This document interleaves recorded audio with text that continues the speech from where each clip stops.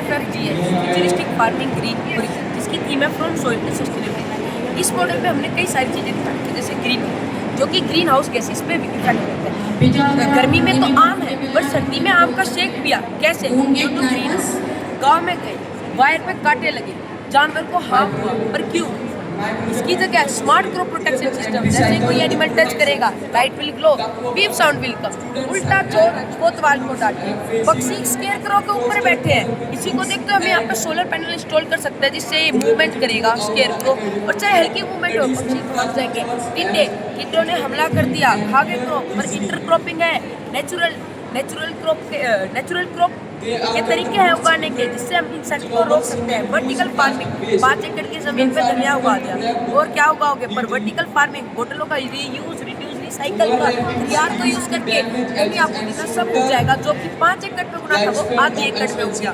Hydroponics, soil की कमी है राजस्थान में, सैंडी सोइल है, कैसे उगती है crop? Hydroponics, nutritional water use होता है, रिड्यूस कई वाटर वापस स्टोर आ जाता है। अब विंड मिल एनर्जी जनरेट करता है, क्यों? जब विंड चलेगी ये भी बूस्ट करेगा और एनर्जी जनरेट करेगा। इसके बाद हमारा स्मार्ट इरिगेशन, मोदी जी ने तो सब्सिडी प्रोवाइड कर दी सोलर पैनल और मोटर की, पर क्या करते हैं किसान? जमीन से पानी खींचते हैं, जो कि गलत है, क्योंकि वो वाटर लॉक को डिफाइन करता है। पर जब बारिश हुई, टैंकर है, पानी भर गया, स्टोर हो गया, फर्टिलाइजर्स या पेस्टिसाइड्स डाले और यूलेटर आपको फील्ड में उसे दे सकते हैं।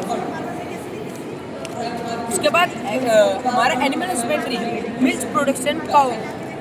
इंडिया दूध के उत्पादन में पूरी दुनिया में फर्स्ट रैंक पे है, पर इसका मतलब कि इसके पास गाय भी ज़्यादा है। गाय ज़्यादा मतलब गोबर, या क्या कह सकते हैं काउ डेथ ज़्यादा।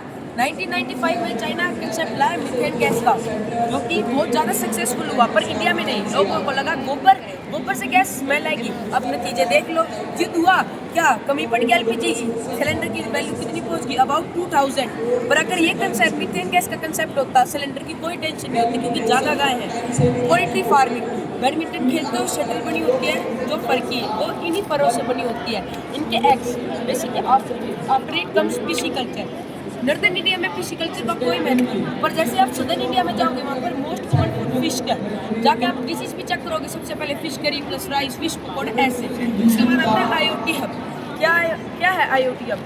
जो रिच फार्मर्स होते हैं उनका एक पहले से एक प्लान होता है, उनको अपने स्टॉक्स, लॉस और प्रॉफिट्स को IoT हब में देते हैं। और जो ये सारे सोलर पैनल्स होते हैं, इनकी वायर IoT हब से कनेक्ट होती है, जो कि इलेक्ट्रिसिटी स्टोर करके फर्दर वो पूरे फार्म में सप्लाई हो सकता है। इस पूरे मॉडल का मेन मुद्दा फ्रॉम सॉइल टू सस्टेनेबिलिटी, इसमें रीयूज, रिसाइकल का यूज़ किया गया है। कोई भी सामान थर्माकोल के बिना बना और सब कुछ इको फ्रेंडली।